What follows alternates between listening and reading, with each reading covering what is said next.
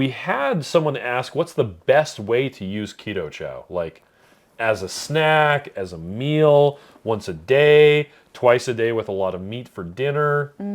The best way is the way it works for you, right?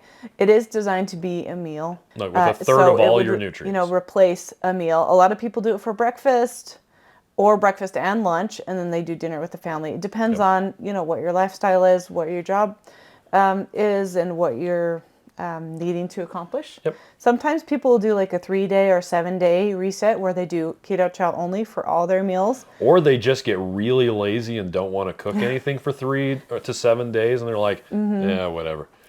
Yep. So it's a tool that we have for you to use to assist you in your lifestyle. And don't get us wrong.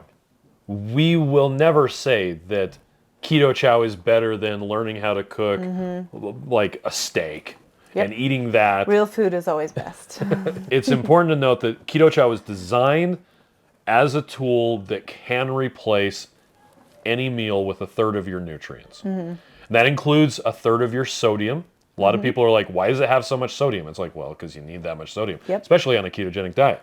You can use it as a snack. You can not use fat in it if you want to. And it'll mostly be a lot of vitamins and minerals with a good amount of protein. If you're not doing keto, you can use Keto Chow and it just tastes really good, even without the fat.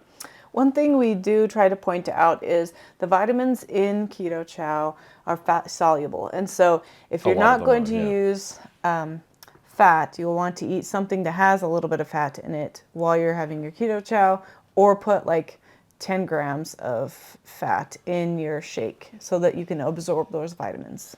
That's correct. So there you go. So what's the best way to use it? All of the above. Yay!